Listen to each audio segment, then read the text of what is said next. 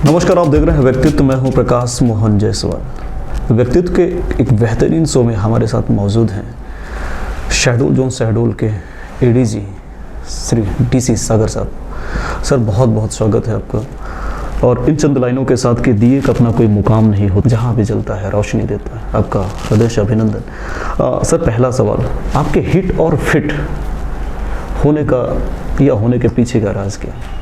बहुत बहुत शुक्रिया, आपने यहाँ आने का अवसर दिया और आपका जो नेक नीयति है वो काबिल तारीफ़ है।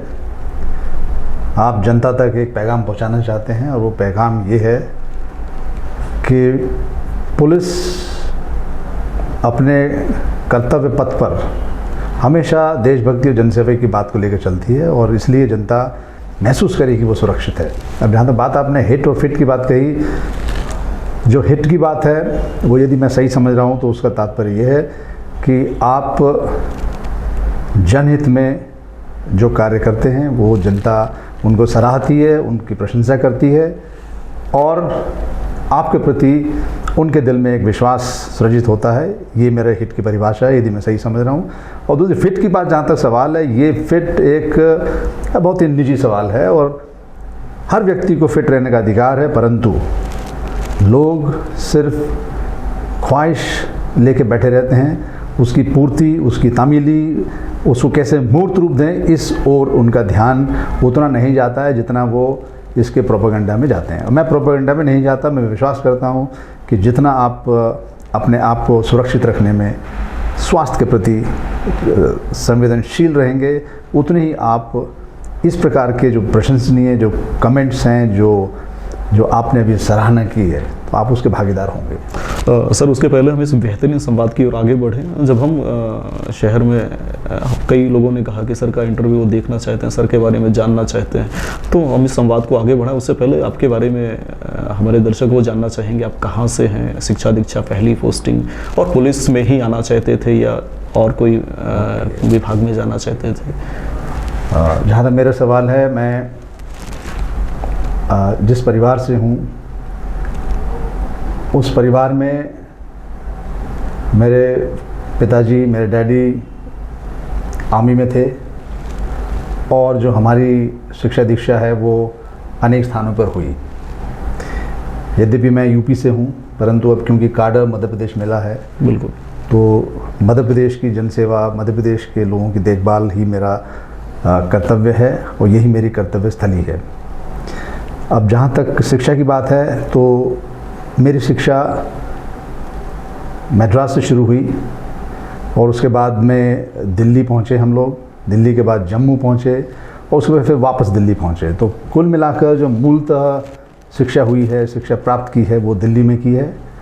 और मैं उन सभी गुरुजनों का, टीचर्स का, प्रिंसिपल्स का शुक्रगुजार हूँ जिन्होंने हमेशा हौसला अफजाई की, हमेशा प्रोत्साहित किया कि आप जिस लक्ष्य को लेकर चल रहे हैं उस लक्ष्य को मूर्त रूप देने के लिए आप मेहनत कीजिए, अथक मेहनत कीजिए और कभी भी आप मेहनत करने से जी ना चुराएं, कमर कस के पढ़िए और सफलता आपको निश्चित रूप से मिलेगी। वो आपका मार्ग प्रशस्त करेगी और दिन दुगने रात चौगने आप तरक्की करेंगे।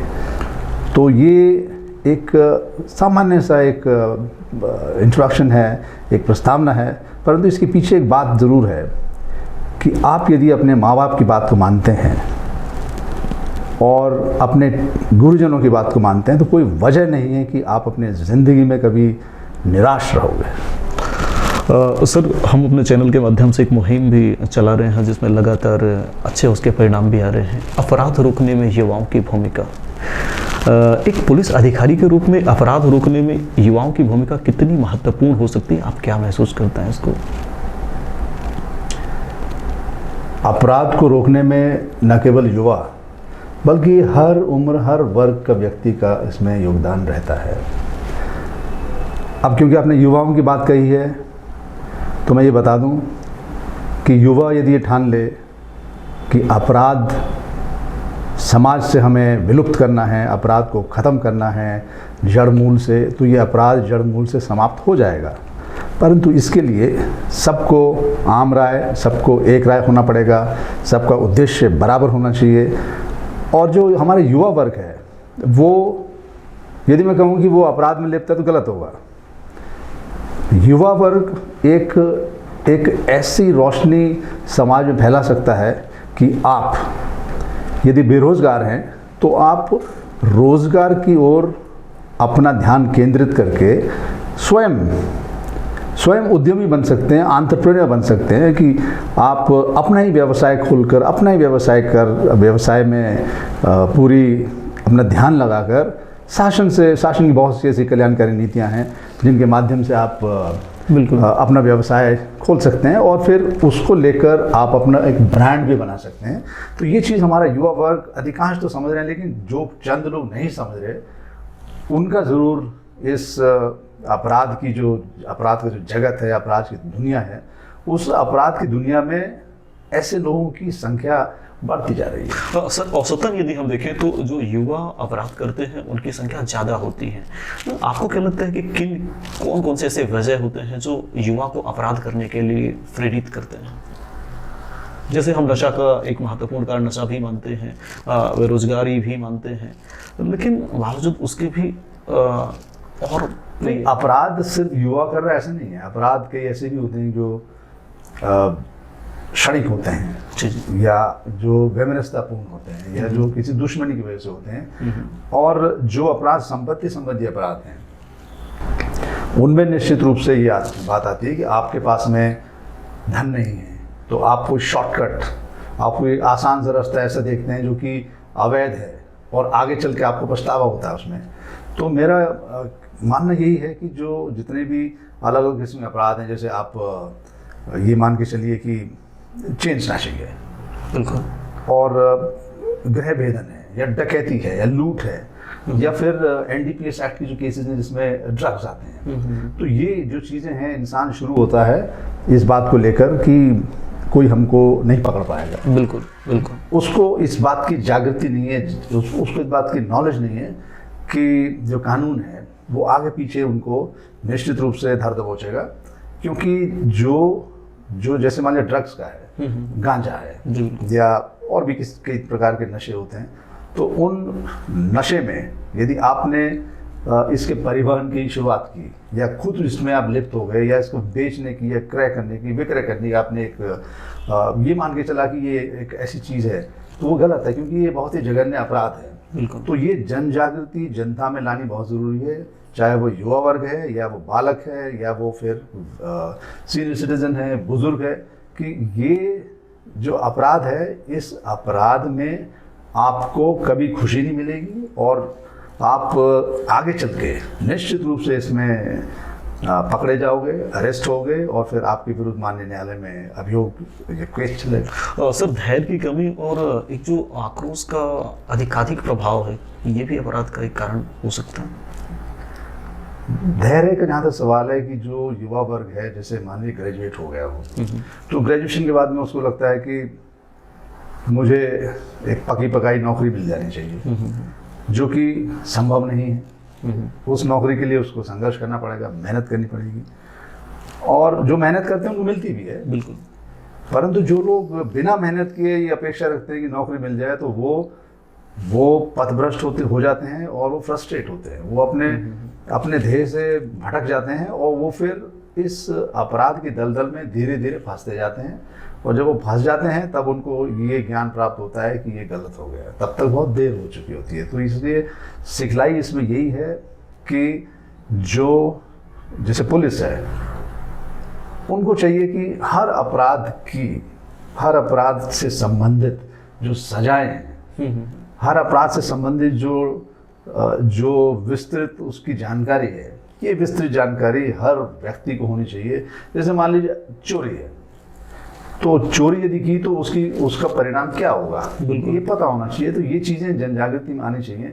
जैसे मैं बताऊं आपको, ये एक आपने देखा होगा कि रेलवे ट्रैक के आसपास, बिल्कुल क्रॉसिंग के पास में, वहां पर रेलवे एक्ट से संबंधित धाराएं लिखी होती है कि यदि आपने कोई रेलवे का सामान चुराया, बिल्कुल एक जागरूकता, यस, तो जागरूकता बहुत जरूरी है। तो ये जागरूकता हर अपराध की किसी न किसी फोरम पर, किसी न किसी मोड़ पर ऐसी चीजें लिखी होनी चाहिए कि आपने यदि चेन स्नैचिंग की, लूट की, तो इसकी इतनी सजा है, बिल्कुल। और ये वाली चीज जो काम करेगी, आपकी न केवल उस व्यक्ति विशेष के लिए, बल्कि जनता भी बताएगी आपको। हाँ, क्योंकि सर एक चीज़ हम और देखते हैं सर कि जो जनता है वो पुलिस से तो डरती है पर कानून से नहीं डरती। इसका कारण वो कि क्योंकि सबसे ज़्यादा प्रभावी उसके लिए कानून हो सकता है, कानून के जद पे आके उसको काफ़ी दिक्कतें हो सकती हैं, लेकिन उसके बावजूद जानकारी ना हो पाना भी अपने आप में एक विषय। यही वजह है कि कानून से ज़्यादा भय खाकी के प्रति।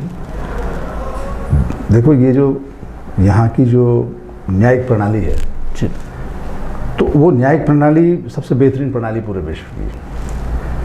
तो जो हमारा कानून है, जो माननीय न्यायालय हैं, उन न्यायालयों की जो जजमेंट्स हैं, जो निर्णय हैं, वो निर्णय प्रसारित होने चाहिए, उनको बताना चाहिए।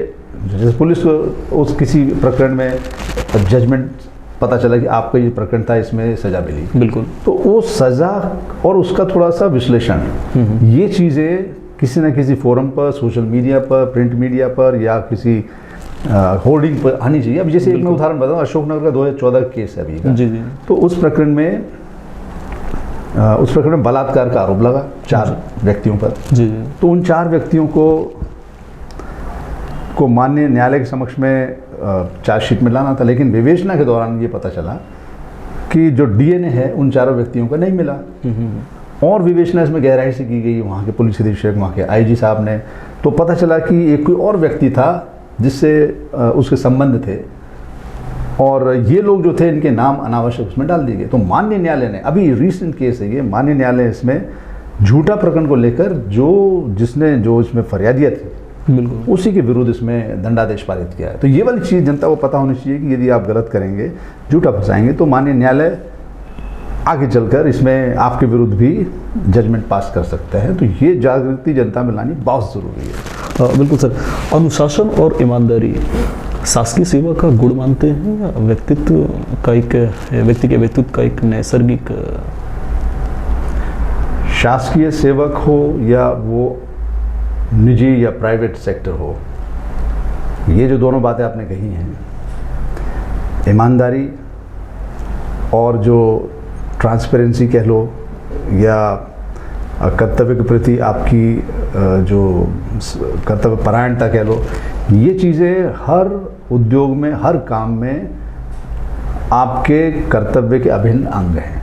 बिल्कुल। जहाँ तक पुलिस की बात है, जो अनुशासन की बात आपने की, जो अनुशासन है ये पूरी सृष्टि का एक आधार है। बिल्कुल। यदि अनुशासन बद्ध होकर ये पृथ्वी अपने परिक्रमा न करे और जो बाकी ग्रह उपग्रह ये परिक्रमा ना करें, तो आप देख सकते हैं कि आप विनाश लीला मच सकती है उसमें।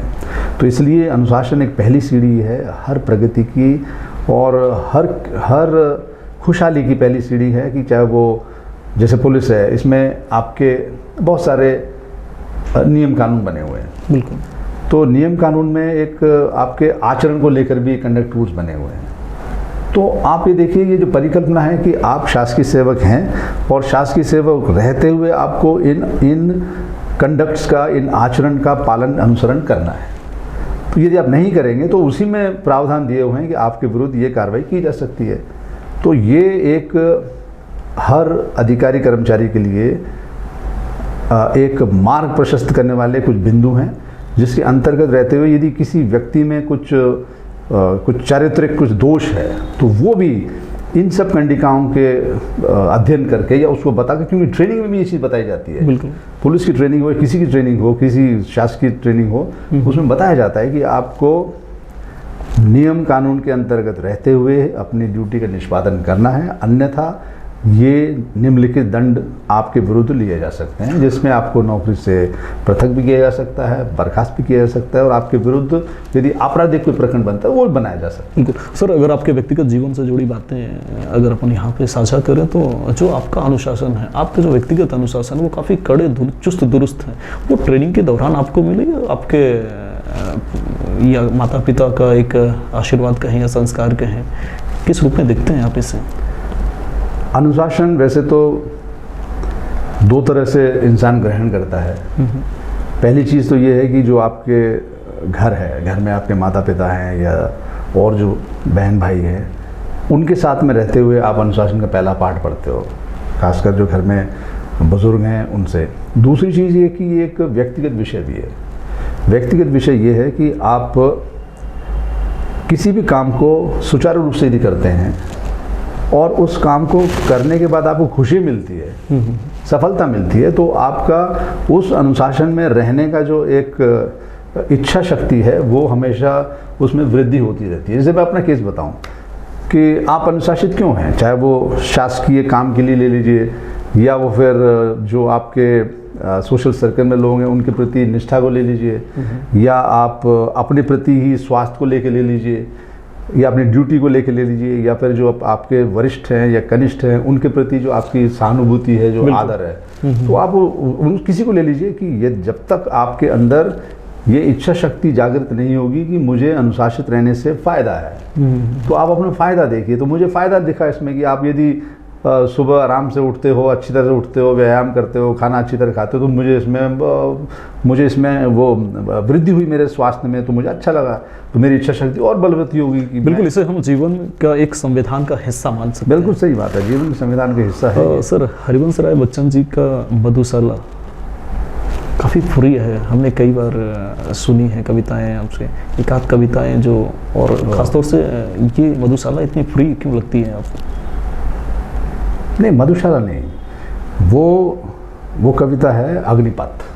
जी बिल्कुल, अग्निपथ। हाँ, मधुशाला भी एक बहुत ही बेहतरीन किस्म की रचना है जिसमें जिंदगी के जो अनेक प्रकार के रंग हैं उनको बड़े सरल भाषा में उन्होंने उद्धृत किया है। लेकिन मुझे जो एक बहुत ही उत्साहवर्धक एक कविता जो लगती है वो अनेक हैं वैसे, तो ये जो अग्निपथ है ये लगती है। तो इस अग्निपथ में जो चीज़ें अंदर से जुनून पैदा करती हैं आपके अंदर, जो एक आत्मविश्वास संचारित करती है, वो जैसे यदि आप अनुमति दे तो कुछ पंक्ति प्लीज। इसके जो पहला, जो इसमें 3 पार्ट हैं, यानी 3 इसमें पद्य हैं इसमें। पहला इसमें यह है कि वृक्ष हों भले खड़े, वृक्ष हों भले खड़े, हो बड़े हो घने, एक पत्र छाँव भी, मांग मत मांग मत मांग मत, अग्निपथ अग्निपथ अग्निपथ। तू ना रुकेगा कभी, तू ना थकेगा कभी, तू ना मुड़ेगा कभी, कर शपथ कर शपथ कर शपथ, अग्निपथ अग्निपथ अग्निपथ। ये जो महान दृश्य है, चल रहा मनुष्य है, अश्रु श्वेत रक्त से लथपथ लथपथ लथपथ, अग्निपथ अग्निपथ अग्निपथ। ये एक उत्साह संचार करने वाली मुझे कुछ चंद लाइनें स्मरण है, वो मैंने बताई आपको। और ये मैं देखता हूँ कि हमारे जो खासकर छात्र वर्ग है उस पर निश्चित रूप से ये एक बड़ी खरी उतरती हैं कि वो यदि ऐसा मान ले कि मुझे सशक्त होकर, अनुशासित होकर आगे आने वाली चुनौतियों को धाराशायी करते हुए आगे बढ़ना है, तो ये कविता है। सर, चूँकि अगर बात करें अपन अनुशासित, ईमानदारी और सामाजिक पुलिसिंग, आपके पुलिसिंग का एक विज़न है, एक हिस्सा है, ऐसे में जो आपके पूरा अधीनस्थ अमला है, क्या उम्मीद रखते हैं, किस तरीके से अपनी छाप को छोड़ने की कोशिश करते हैं, और आपकी जो पुलिसिंग के प्रति एक मनसा है उसको कैसे, क्या क्रियान्वित का एक तरीका क्या होता है आपका विशेष रूप से, जिससे सीधे तौर पर उस चीज़ को वो फॉलो कर पाएँ? देखिए, पुलिस का नाम जैसे आप लेते हैं तो ये माना जाता है कि ये एक ऐसी संस्था है जो जनता की सुरक्षा, जनता की देखभाल और जनता के प्रति समर्पित रहने वाला एक फोर्स है।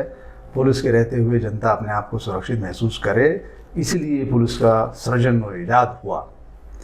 अब जहाँ तक बात है अधीनस्थ अधिकारी कर्मचारियों की, कि उनके द्वारा उनकी जो रूपरेखा है, उनकी जो कार्य करने की प्रणाली है, उसमें कितनी वो निष्ठापूर्वक करते हैं, कितना नहीं करते। एक बात मैं बता दूं, अपवाद अपनी जगह हैं, लेकिन पुलिस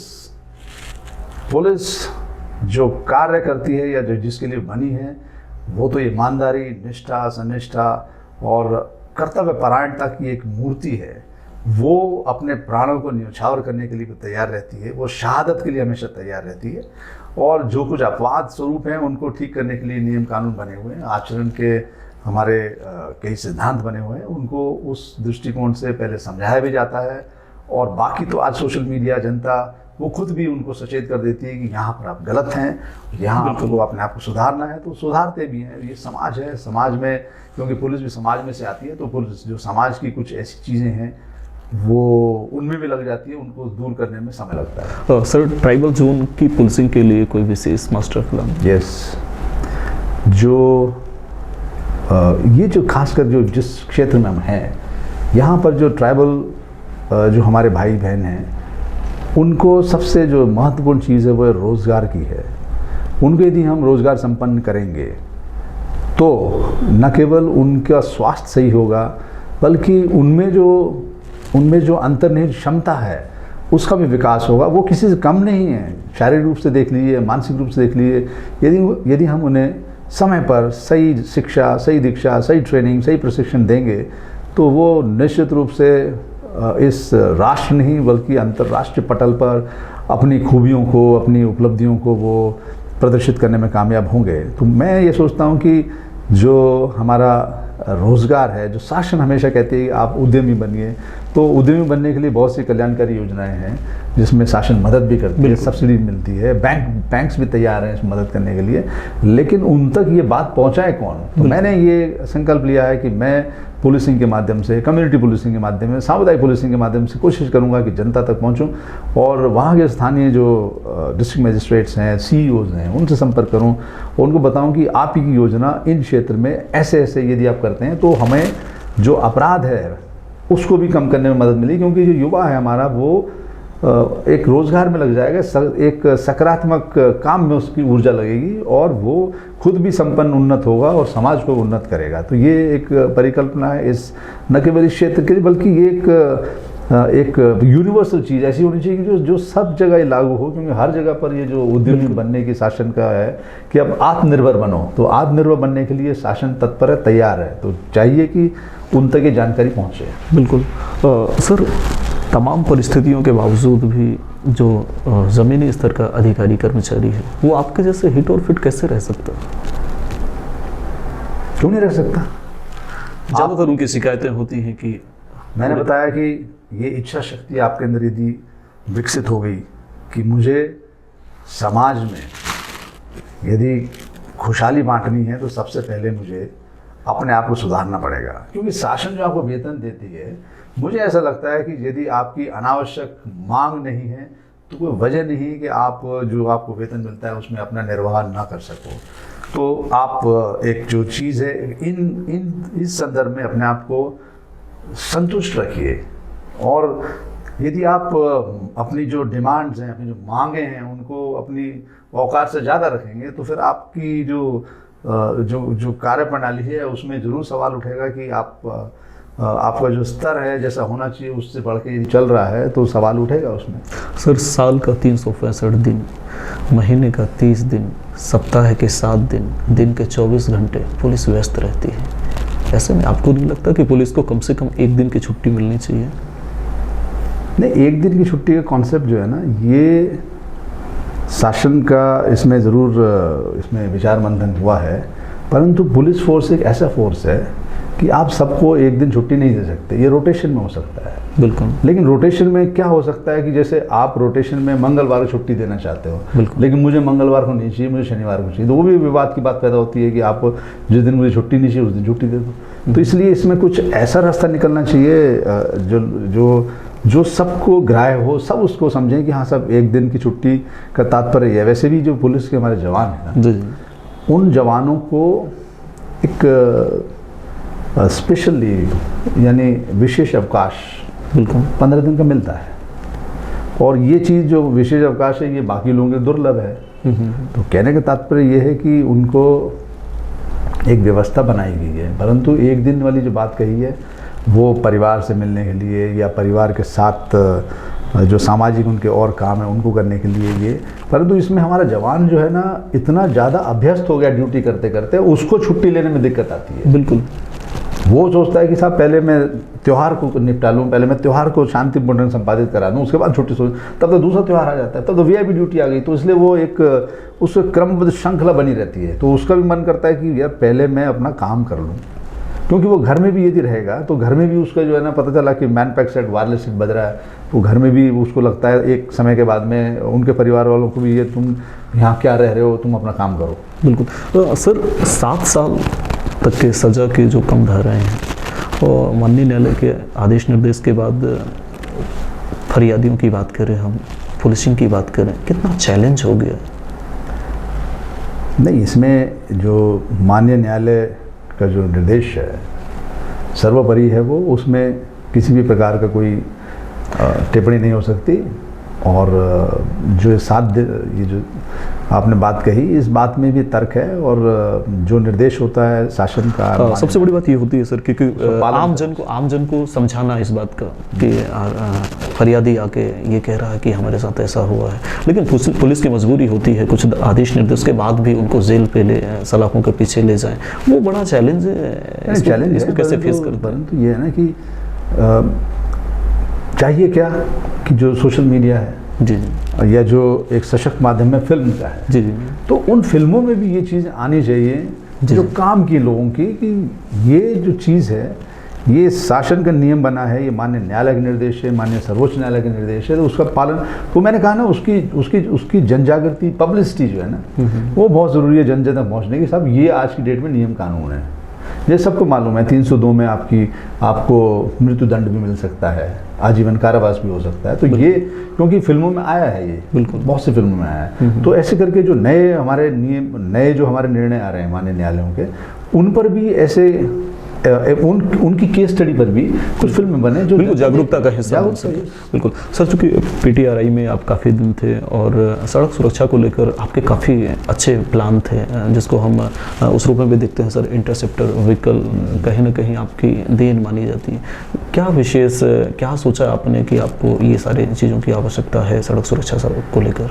देखिए, जब सड़क सुरक्षा की बात आती है तो माननीय सर्वोच्च न्यायालय की एक सड़क सुरक्षा समिति है जी, और साथ ही जो हमारा ministry of road transport and highways है जी जी, तो ये इस बात को लेकर बड़े संवेदनशील एवं चिंतित हैं कि हमें सड़क दुर्घटनाओं को रोकना है। जी बिल्कुल, और सड़क दुर्घटनाओं को रोकना है, और साथ ही सड़क दुर्घटना यदि हो गई तो हमें उसमें किसी को मरने नहीं देना है, फैटेलिटी नहीं होने देनी है। तो ये जो मापदंड तय हो गए हैं, तो इन मापदंडों को हमें जिला लेवल पर, एसडीओपी यानी सब डिवीजन लेवल पर, थाना लेवल पर, चौकी लेवल पर पहुंचाना है। क्योंकि अल्टीमेटली ये सब चीज़ों का जो संधारण है, इन सब चीज़ों का जो देख रेख है, वो पुलिस को करना है बिल्कुल एक हद तक। लेकिन सड़क सुरक्षा में और भी लोग जुड़े हुए हैं, जैसे सड़क सुरक्षा में जुड़े हुए हैं एजुकेशन विभाग, बिल्कुल उसमें जुड़ी हुई है आपकी इमरजेंसी सर्विसेज,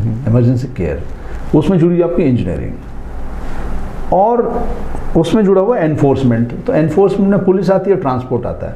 तो ये जब 4-5 विभाग हैं, ये मिलके अपना अपना काम यदि करेंगे तो मुझे कोई वजह नहीं दिखती कि आप सड़क दुर्घटनाओं पर अंकुश लगाने में कामयाब ना हो। जैसे उदाहरण के लिए तमिलनाडु ने बहुत ध्यान दिया इस बात पर कि फेटेलिटी ना हो, तो वो आप देखेंगे कुछ ही वर्षों में उन्होंने अपनी फेटेलिटीज़ को, जो कि सबसे ज़्यादा थी देश में, घटाकर मतलब 50% से नीचे ले आए। वो कैसे संभव हुआ?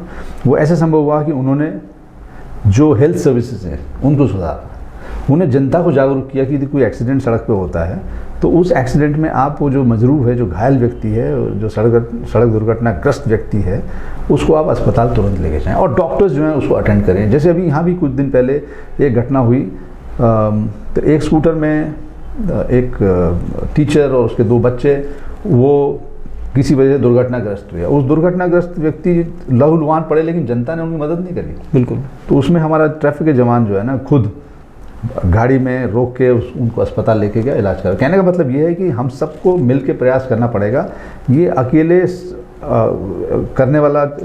सर, शहडोल जैसे अनलिटरेट जोन में सड़क सुरक्षा को लेकर लोग काफ़ी कम जागरूक हैं, ऐसे में शहडोल के लिए विशेष क्या प्लान है आपके? शहडोल के लिए विशेष ये प्लान है कि शहडोल में हमें हर चौकी, थाना और तहसील क्षेत्र पर जनता तक खुद पहुंचकर उनको बताना पड़ेगा, चाहे वो हम डॉक्यूमेंट्री फिल्म दिखाएं, चाहे उनको पिक्चर दिखाएं, चाहे फ़ोटो दिखाएं, उनको होर्डिंग्स लगाने पड़ेंगे, उनको बताना पड़ेगा कि यदि आप हेलमेट पहन के चल रहे हैं तो आप सुरक्षित हैं, यदि आप ओवरलोडिंग नहीं कर रहे हैं तो सुरक्षित हैं, आप ओवर स्पीडिंग नहीं कर रहे हैं तो सुरक्षित हैं आप। तो ये वाली चीज़ें जनता में हमको उनके दिमाग में बैठानी पड़ेगी, वो जहाँ भी नज़र घुमाएं कुछ उनको सड़क सुरक्षा संबंधित दिखना चाहिए। अब जैसे इसमें एक ऐप लॉन्च हुआ, iRed ऐप, बिल्कुल इंटीग्रेटेड रोड एक्सीडेंट डेटाबेस। तो इसमें क्या है कि जो जैसी एक्सीडेंट हुआ तो वो जो ऐप है उसको लेकर जो संबंधित थाना है या ट्रैफिक वाला है वो जाकर फोटो वीडियो खींचेगा उसकी और उसकी डिटेल भरेगा। तो ऐसे यदि सभी दुर्घटनाओं की भरी जाएंगी तो डेटा तैयार होगा, एक आपको जानकारी तैयार होगी। उस जानकारी में आपको पता चलेगा कि कारण क्या है इन एक्सीडेंट्स का, और फिर उस कारण के निवारण को लेकर एक प्रदेश स्तर पर या फिर पूरे राष्ट्र पटल पर आप उसमें सॉल्यूशन दे पाओगे कि सबसे ज़्यादा एक्सीडेंट इस वजह से होते हैं, तो हमारा ध्यान इधर केंद्रित होना चाहिए। जैसे आपने इंटरसेप्टर की बात कही, ओवर स्पीडिंग से लगभग 70-75% जो एक्सीडेंट्स हैं, एक्सीडेंट्स का टोटल का शेयर 70% लगभग जो एक्सीडेंट है वो ओवर स्पीडिंग से हो रहे हैं। तो ओवर स्पीडिंग पे हमारा ध्यान जाना चाहिए। तो वो इंटरसेप्टर क्या करेगा कि आपका जो हाईवेज है वहाँ जाकर वो ऐसे लोगों को सचेत करेगा कि आप ओवर स्पीडिंग मत करो, अन्यथा आपका चालान बनेगा। तो जैसे ये जागृति फैलेगी तो लोग कम से कम उस पैच में जहाँ उनको लगता है कि इंटरसेप्टर वाहन खड़ा होगा वहाँ वो तेजी से गाड़ी नहीं चलाएंगे। और ये जन जागृति जनता में लाना बहुत ज़रूरी है कि आपकी ज़िंदगी न केवल आपके लिए बल्कि राष्ट्र की धरोहर है, तो इसको आप इतने सस्ते में मत लीजिए। परिवार का तो है ही, पर आप राष्ट्र के लिए भी एक मानव संसाधन है। आप राष्ट्र के निर्माण के लिए क्या नहीं कर सकते? आप क्यों चाहते हो कि आप असामयिक रूप से काल के काल में चले जाओ? तो ये चीज़ें जनता में बिठानी बहुत ज़रूरी है। सर, हर दिन वर्दी और कार्यालय के समय आपका जो चेंबर है उसका दरवाज़ा खुला रहता है, ये अब नवाचार का हिस्सा है या ज़रूरत है? देखिए, जहाँ तक हर दिन वर्दी की बात है तो ये ज़रूरी नहीं कि आपने वर्दी पहनी हो तभी आपके अंदर से हमदर्दी जागेगी, ऐसा नहीं है। परंतु वर्दी पहनने से क्या होता है कि आपके अंदर और जो कनिष्ठ आपके जो अधीनस्थ है, अधिकारी कर्मचारी है, उनमें भी एक अनुशासन का भाव जागृत होता है, एक वाइब्स जाती हैं, एक वाइब्रेशंस जाती हैं, और वो भी ये समझते हैं कि यदि आप ड्यूटी में हैं तो, क्योंकि पुलिस का ये मानना है कि आप 24 घंटे आपको ड्यूटी में ही अपने आप को मानना चाहिए। तो यदि वर्दी पहन के आप रहते हैं तो उससे न केवल आप अनुशासन को संप्रेषित करते हैं, बल्कि एक आत्मविश्वास पैदा करते हैं जनता में कि एक व्यक्ति है जो आपके लिए हमेशा सतर्कता से आपके लिए समर्पित खड़ा हुआ है। तो एक तो बात ये है, और दूसरी बात यह है कि जो दरवाज़ा खुलने की बात आपने कही है, वो दरवाज़ा होने की बात, बस छोटी सी बात उसमें ये है कि मैं चाहता हूँ कि जो आपसे मिलने आया, चाहे फरियादी है या वो आपका अभिभावक है या आपकी कोई प्रशंसा या शिकायत करने आया है, वो निर्भीक और अच्छे मन से बिना किसी दुविधा के वो मिले और अपनी बात कहे, और उस बात के निराकरण के लिए ही हम लोगों को यहाँ तैनात किया गया। तो हम कोशिश करते हैं कि जितना यहाँ रहते हुए, ऑफिस में रहते हुए आप जनसंपर्क कर सकें। कई बार क्या होता है, दरवाज़ा बंद है, आपको पता नहीं चलता बाहर। बिल्कुल। तो ये दरवाज़ा एक तरह से जनता और पुलिस के बीच का एक, मैंने वो खाई को सेतु के रूप में मैंने उसको देखा है कि एक सेतु है, एक पुल है, जिसकी वजह से आप जनता से मिल सकते हैं और एक परिवार के रूप में महसूस कर सकते हैं। ये सर, सरकार की चूंकि मंशा होती है कि जनता को अधिक से अधिक न्याय मिल पाए, सरकारी जो योजना है वो उन तक पहुंच पाए, उसी क्रम में हमने एक चीज़ यहाँ पे दिख रही है कि जिस तरीके से जन सुनवाई को लेकर आप काफ़ी ज़्यादा आपके तेवर जो हैं कड़े हैं और त्वरित उसके निर्दान के विशेष रूप से निर्देशित किए हुए हैं। आखिर इतनी आप पहले क्या दिक्कत होती थी और अब जो आपने आगे के निर्देश जारी किए हैं वो क्या खास है? इसमें बहुत ही छोटी सी बात है कि यदि आप पुलिस में हैं और आपको किसी ने शिकायत की कि मेरी ये समस्या है, तो उस समस्या के निदान यदि आपके हाथ में नहीं है तो जिसके हाथ में आप उससे करवा सकते हो। तो जन सुनवाई हो या 181 हो या और भी कुछ ऐसे अभियान हो, उसमें आपके समक्ष में यदि कोई शिकायत आई तो शिकायत वही करेगा जिसके साथ में अन्याय हुआ है, पीड़ा हुई है।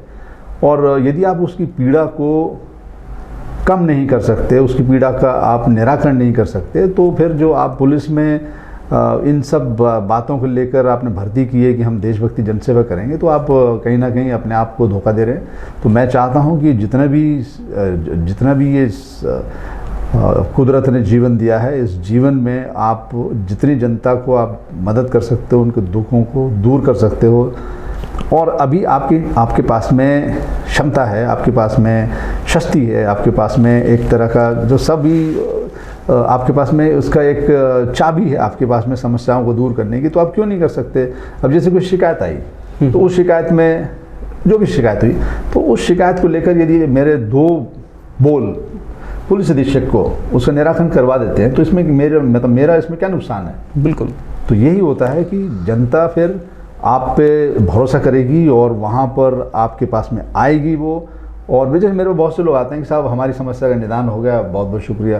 तो ठीक है, आपका भी बहुत बहुत शुक्रिया कि आपने समय पर बता दिया हमको, क्योंकि इसमें यदि समस्या का निदान आपने नहीं किया तो ये समस्या और आगे विकराल रूप धारण कर लेती है, जिसमें अहित उसका भी हो सकता है, किसी का भी हो सकता है। बिल्कुल सर, हालांकि सामाजिक पुलिसिंग की अगर बात करें तो कई अनुप्रयोग आपके काफ़ी ज़्यादा रंग ला रहे हैं, लेकिन जिस तरीके से अन्य अपराधों की बात करें, जैसे वन्य प्राणी अपराध पर ही आपका विशेष ध्यान है, फॉरेस्ट का काम है, क्या ज़रूरत पड़ी पुलिस को कि विशेष रूप से आपने इस पर एक पहल करके एक बेहतरीन तरीके से काम कर रहे हैं इसमें?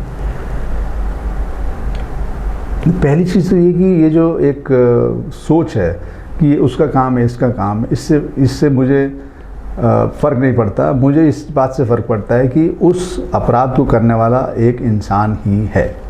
तो जब उस अपराध को करने वाला एक इंसान है तो ये दायित्व पुलिस का बन जाता है कि वो उसके निराकरण में, उसके रोकथाम में सहयोग दे।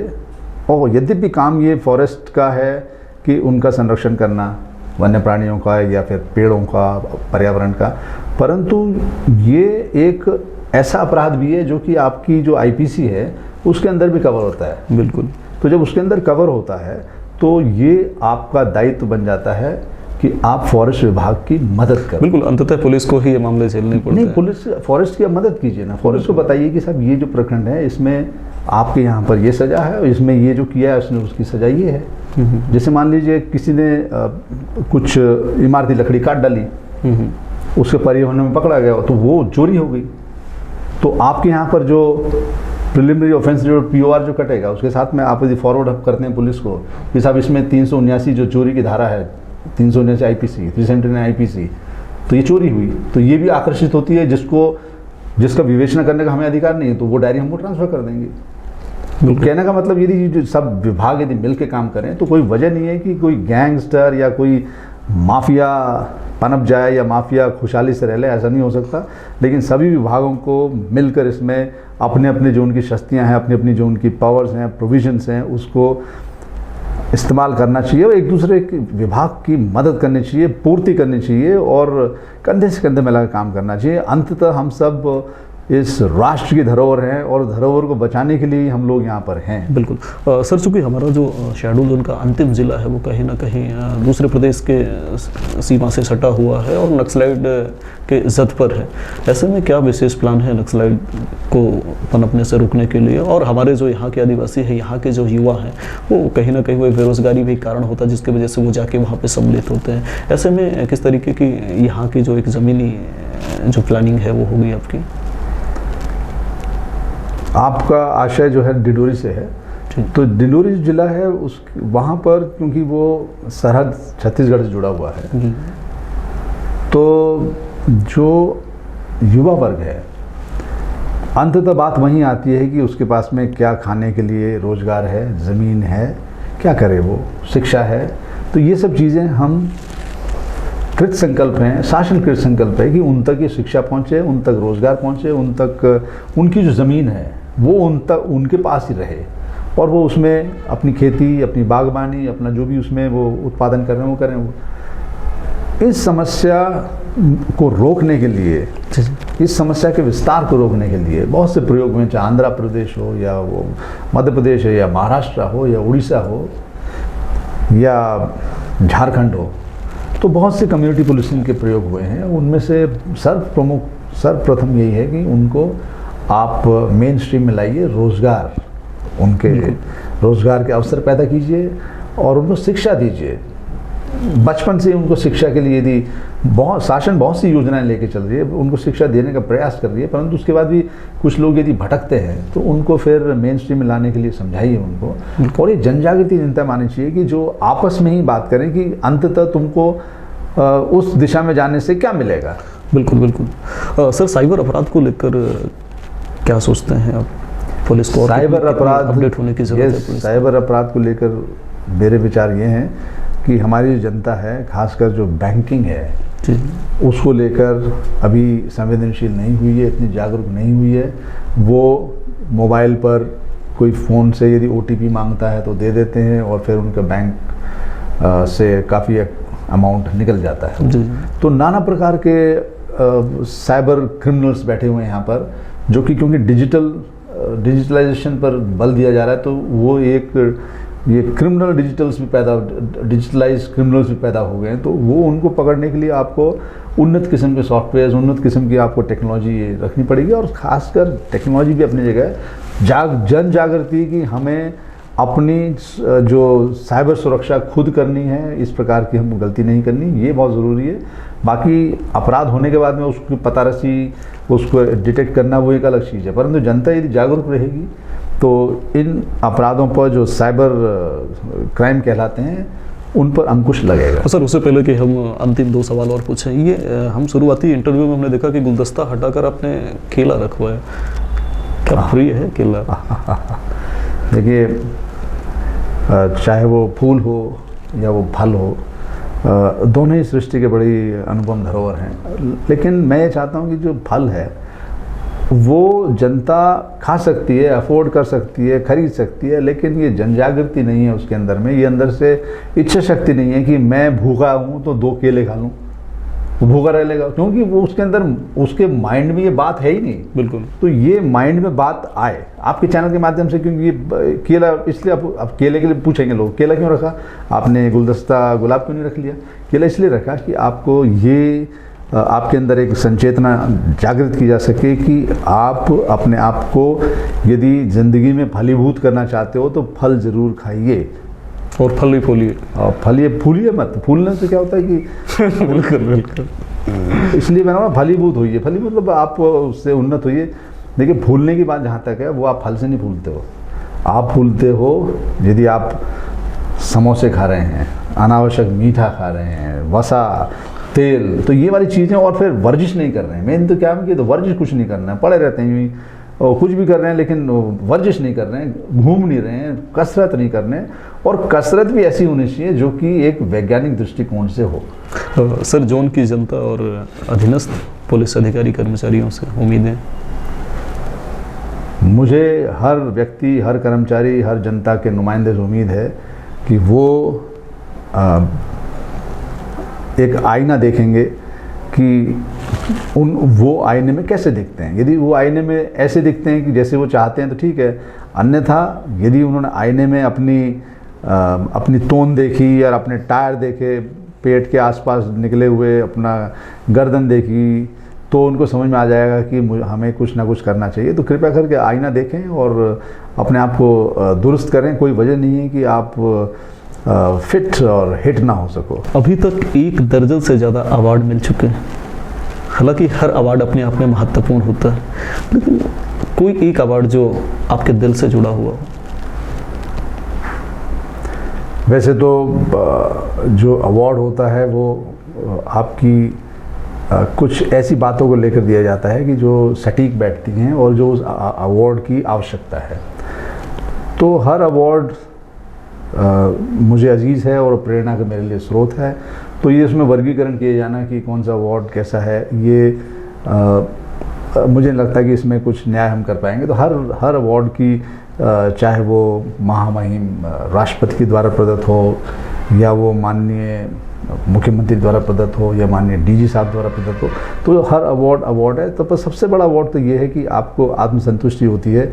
यदि कभी अच्छा काम करने पर यदि आपको अवार्ड नहीं मिला तो कोई बात नहीं, हम आगे इसमें अपने कर्तव्य पथ पर चलते रहेंगे। क्योंकि मेरा एक अवार्ड रुका भी हुआ है अभी, तो मैं सोचता हूँ कि ठीक है हम सर, पहला अवार्ड किस चीज़ के लिए मिला था वो तो बता दें। ओके, पहला अवार्ड मुझे 2003 में एक आतताई गैंग था, गिरोह, जिससे वहाँ की जनता पूरी तरह से त्रस्त थी। और विधानसभा में भी इसमें सवाल उठा कि ये आतताई गैंग जो है जनता की नाक में दम किए हुए है।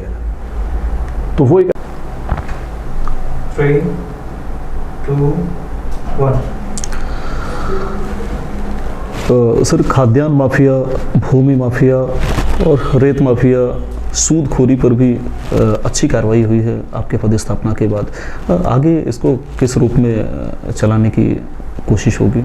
नहीं, इसमें जो शासन का निर्देश है कि किसी भी प्रकार की जो शासकीय भूमि है उस पर यदि अतिक्रमण है तो उनके विरुद्ध प्रभावी कार्रवाई हो, उनको खाली कराया जाए, और जो भोली वाली जनता जो सूदखोरों के चपेट में आई है उनके विरुद्ध प्रभावी कार्रवाई हो, रेत माफिया के विरुद्ध प्रभावी कार्रवाई हो।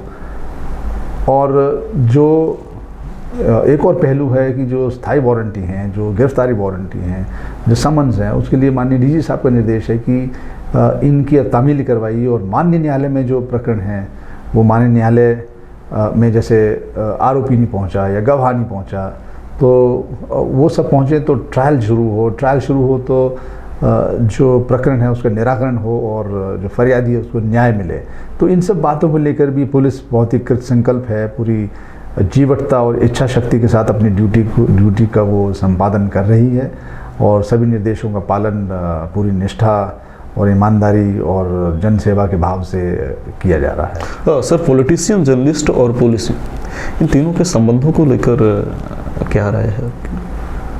नहीं, जितने वर्ग आपने बताए सबका अपना अपना दायित्व है, तो कोई ऐसा दायित्व नहीं है जो आपस में एक दूसरे से कटाक्ष रखता हो, क्योंकि सभी अपने अपने, जैसे मान लीजिए जर्नलिस्ट हैं तो जर्नलिस्ट का जो काम है वो जो जन जन की समस्या है उसको उजागर करना, और कुछ जगह पर जो है ना शासन प्रशासन को सचेत करना कि ये समस्या चल रही है, तो एक जन जागृति का काम जर्नलिस्ट का है।